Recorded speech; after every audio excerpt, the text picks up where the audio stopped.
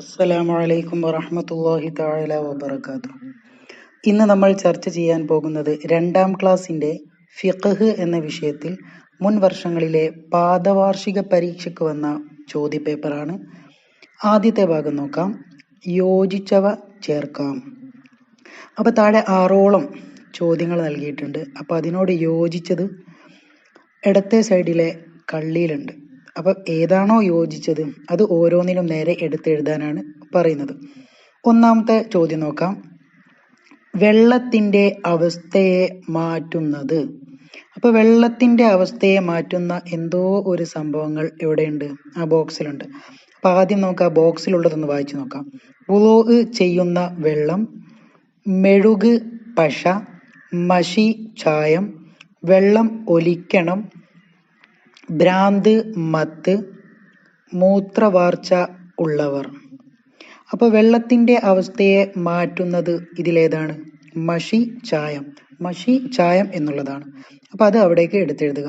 രണ്ടാമത്തേത് ബുദ്ധിയുടെ ബോധം നീങ്ങാവുന്നത്. ബുദ്ധിയുടെ ബോധം നീങ്ങാവുന്നത്. അപ്പം അതിനോട് യോജിച്ചത് ഏതാണ്? ഭ്രാന്ത് മത്ത്, അല്ലേ? അപ്പം അതവിടെ എടുത്തെഴുതുക. ഇനി മൂന്നാമത്തത് തഹൂറായിരിക്കണം. ത്വഹൂറായിരിക്കണം. എന്താണ് ത്വഹൂറായിരിക്കേണ്ടത്? വുളൂഅ് ചെയ്യുന്ന വെള്ളം. അപ്പം അവിടെ വുളൂഅ് ചെയ്യുന്ന വെള്ളം എന്നുള്ളത് എടുത്തെഴുതുക. ഇനി നാലാമത്തത് പതിവായി അശുദ്ധിയുള്ളവർ. ആരാണ്? മൂത്രവാർച്ച ഉള്ളവർ. അപ്പം മൂത്രവാർച്ച ഉള്ളവരാണ് പതിവായിട്ട് അശുദ്ധിയുള്ളവർ. അപ്പം അതവിടെ മൂത്രവാർച്ച ഉള്ളവർ എന്നെടുത്തെഴുതുക. ഇനി അഞ്ചാമത്തത് വുളൂഇൽ കഴുകപ്പെടുന്ന അവയവങ്ങളിൽ വെള്ളം ഒലിക്കണം. അപ്പം അവിടെ വെള്ളം ഒലിക്കണം എന്നുള്ളതാണ് അവിടെ എടുത്തെഴുതാനുള്ളത്. ഇനി ആറാമത്തത് വെള്ളം ചേരുന്നതിന് തടസ്സങ്ങൾ. അപ്പം വെള്ളം ചേരുന്നതിനുള്ള തടസ്സങ്ങൾ ഏതൊക്കെയാണ്? മെഴുക്, പശ. അപ്പം അത് രണ്ടും അവിടെ എടുത്തെഴുതുക. ഇനി രണ്ടാമത്തെ ഭാഗം നോക്കാം. പൂർത്തിയാക്കാം. അപ്പം താഴെ 5ഓളം ചോദ്യങ്ങൾ നൽകിയിട്ടുണ്ട്. അപ്പം അതൊന്നും എങ്ങനെയുള്ളതല്ല? പൂർത്തിയാക്കിയിട്ട് എഴുതിയതല്ല. നമ്മൾ എന്ത് ചെയ്യണം? പൂർത്തിയാക്കിയിട്ട് എഴുതണം. ഒന്നാമത്തെ ചോദ്യം മലമൂത്ര ദ്വാരങ്ങളിൽ കൂടി മനിയ്. ബാക്കി എന്താണ് വരിക? അല്ലാത്തവ പുറപ്പെടുക. അപ്പം അവിടെ അല്ലാത്തവ പുറപ്പെടുക എന്നാണ് നമ്മൾ എഴുതി കൊടുക്കാനുള്ളത്. ഇനി രണ്ടാമത്തത് മുൻ കൈയിൻ്റെ പള്ള കൊണ്ട് മനുഷ്യൻ്റെ ഗുഹ്യ. ബാക്കി എന്താണ്? സ്ഥാനം തൊടുക. അപ്പോൾ അവിടെ സ്ഥാനം തൊടുക എന്നാണ് നമ്മൾ പൂർത്തിയാക്കി എഴുതാനുള്ളത്. ഇനി മൂന്നാമത്തത് വലിയവരായ അന്യ സ്ത്രീ പുരുഷന്മാരുടെ തൊലി തമ്മിൽ തൊടുക. അവിടെ തമ്മിൽ തൊടുക എന്നാണ് നമ്മൾ എഴുതി ചേർക്കാനുള്ളത്. വലിയവരായ അന്യ സ്ത്രീ പുരുഷന്മാരുടെ തൊലി തമ്മിൽ തൊടുക. ഇനി നാലാമത്തത് മക്കയിലുള്ള കഅബയാണ് നമ്മുടെ. എന്താണ് അവിടെ എഴുതാനുള്ളത്? ഖിബല. അപ്പോൾ അവിടെ ഖിബല എന്ന് എഴുതി ചേർക്കുക. അഞ്ചാമത്തത് കുളി നിർബന്ധമുള്ളവർ എന്ത് ചെയ്യണം? വുളൂഅ് ചെയ്താൽ മതിയോ? പോരാ. എന്ത് തന്നെ ചെയ്യണം? കുളിക്കുക. അപ്പോൾ അവിടെ കുളിക്കുക എന്നാണ് എഴുതി കൊടുക്കാനുള്ളത്. കുളി നിർബന്ധമുള്ളവർ കുളിക്കുക. ഇനി മൂന്നാമത്തെ ഭാഗം നോക്കാം. നമുക്ക് 5 നേരത്തെ ഫർള് നിസ്കാരങ്ങളുടെ പേരുകൾ എഴുതാം. അപ്പം പള്ളിയിൽ നിന്നും 5 നേരം ബാങ്ക് വിളിക്കുന്നത് നമ്മൾ കേൾക്കാറുണ്ട്. അപ്പം അത് 5 ഫർള് നിസ്കാരങ്ങളുടെ സമയത്താണ്, അല്ലേ? അപ്പം ആ 5 ഫർള് നിസ്കാരം ഏതാണെന്നാണ് നമ്മൾ താഴെ എഴുതാനുള്ളത്. നമുക്ക് 5 നേരത്തെ ഫർള് നിസ്കാരങ്ങളുടെ പേരുകൾ എഴുതാം. ഒന്നേതാണ്?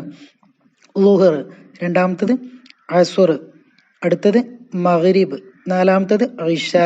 അഞ്ചാമത്തത് സുബ്ഹ്. അപ്പം അതവിടെ എഴുതി കൊടുക്കുക. ഓരോന്നിനും 2 വീതം മാർക്കാണ്. അപ്പം 5 എഴുതി കഴിഞ്ഞാൽ 10 മാർക്കാണ് അവിടെ ലഭിക്കാൻ പോകുന്നത്. ഇനി അടുത്ത 4ാമത്തെ ഭാഗമാണ്.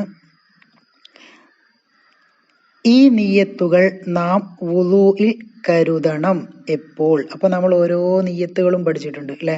2 തരം നിയ്യത്തുകളാണ് നമ്മൾ പഠിച്ചത്, അല്ലേ? ഒന്ന് വുളൂഇൻ്റെ ഫർളിനെ ഞാൻ വീട്ടുന്നു എന്നും, രണ്ടാമത്തത് വുളൂഇൻ്റെ സുന്നത്തിനെ ഞാൻ വീട്ടുന്നു എന്നും. അപ്പം ആ 2 നിയ്യത്തും ഏത് സമയത്താണ് വുളൂഅ് ചെയ്യുമ്പോൾ, ഏത് സമയത്താണ്, എപ്പോഴാണ് നാം കരുതേണ്ടത് എന്നാണ് ചോദിച്ചത്. അപ്പോൾ ഒന്നാമത്തത് വുളൂഅ് എന്ന ഫർളിനെ ഞാൻ വീട്ടുന്നു. അപ്പം അതെപ്പോഴാണ് നാം കരുതേണ്ടത്? അതിനുത്തരം മുഖം കഴുകുമ്പോൾ, അല്ലേ? മുഖം കഴുകുമ്പോഴാണ് നമ്മൾ എന്ത് ചെയ്യേണ്ടത്? വുളൂഅ് എന്ന ഫർളിനെ ഞാൻ വീട്ടുന്നു എന്ന് കരുതേണ്ടത്. ഇനി രണ്ടാമത്തത് നോക്കാം. വുളൂഇന്റെ സുന്നത്തിനെ ഞാൻ വീട്ടുന്നു. അപ്പൊ വുളൂഇന്റെ സുന്നത്തിനെ ഞാൻ വീട്ടുന്നു എന്ന് കരുതേണ്ടത് എപ്പോഴാണ്? അതാണ് അടുത്ത ചോദ്യമായിട്ട് വരുന്നത്. അതിന്റെ ഉത്തരം മുൻകൈ കഴുകുമ്പോൾ. അപ്പൊ മുൻകൈ കഴുകുമ്പോഴാണ്, ആദ്യത്തിലാണ് നമ്മൾ എന്ത് ചെയ്യേണ്ടത്? വുളൂഇന്റെ സുന്നത്തിനെ ഞാൻ വീട്ടുന്നു എന്ന് കരുതേണ്ടത്. അപ്പൊ വുളൂഇന്റെ ഫർളിനെ ഞാൻ വീട്ടുന്നു എന്ന നിയ്യത്താണോ, അല്ലെങ്കിൽ വുളൂഇന്റെ സുന്നത്തിനെ ഞാൻ വീട്ടുന്നു എന്ന നിയ്യത്താണോ ആദ്യം വരേണ്ടത്? ഏതാണ് ആദ്യം വരേണ്ടത്? വുളൂഇന്റെ സുന്നത്തിനെ ഞാൻ വീട്ടുന്നു എന്ന നിയ്യത്താണ് അല്ലെ. അത് കഴിഞ്ഞതിന് ശേഷമാണ് ഏത് വരേണ്ടത്?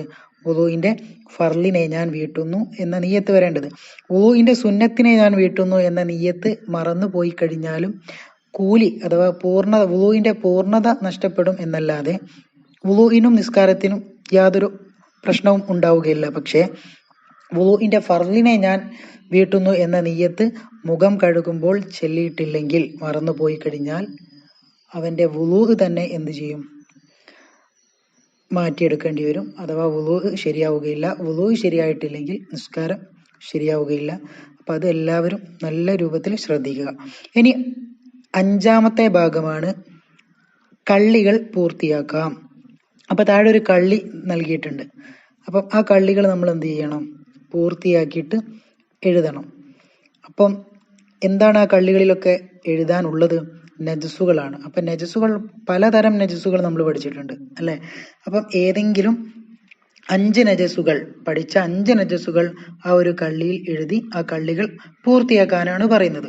അപ്പം ഏറ്റവും ആദ്യം ഉള്ളത് എന്താണ്? നജസുകൾ എന്നാണ്. അപ്പൊ നജസുകൾ ഏതൊക്കെയാണ്? ഒന്നാമത്തത് എഴുതാം, മലം. 2 മൂത്രം. മൂന്നാമത്തത് എഴുതാനുള്ളത് രക്തം. നാലാമത്തത് ഛർദിച്ചത്. അഞ്ചാമത്തത് ചലം. അപ്പൊ അങ്ങനെ കുറെ നജസുകൾ നമ്മൾ പഠിച്ചിട്ടുണ്ട് അല്ലെ. ഈ 5 മാത്രമല്ല, പക്ഷെ ഇവിടെ എത്ര എഴുതിയാൽ മതി? 5 വീതം മാത്രം എഴുതിയാൽ മതി. അപ്പം ഓരോന്നിനും 2 മാർക്ക് വീതം തന്നെയാണ് ഇവിടെയും. ടോട്ടൽ 5 മാർക്കും എഴുതി കഴിഞ്ഞാൽ 10 മാർക്കാണ് അവർക്ക് ലഭിക്കുക. അപ്പൊ എല്ലാവരും പഠിച്ച് നല്ല രൂപത്തിൽ ആൻസർ എഴുതുക. അല്ലാഹു തആല ദുനിയാവും ആഖിറവും രക്ഷപ്പെട്ട വിദ്യാർത്ഥികളിൽ നാം ഏവരെയും ഉൾപ്പെടുത്തുമാറാവട്ടെ. പഠിച്ചതനുസരിച്ച് പ്രവർത്തിക്കാനും പഠിച്ചത് നാഫിയായ അമലായിട്ടും അല്ലാഹു തആല മാറ്റുമാറാവട്ടെ. ദുആ വസിയത്തോടെ നിർത്തുന്നു. വആഖിറു ദഅവാന അനിൽ ഹംദുലില്ലാഹി റബ്ബിൽ ആലമീൻ. അസ്സലാമു അലൈക്കും വറഹ്മത്തുള്ളാഹി തആല വബറകാതുഹു.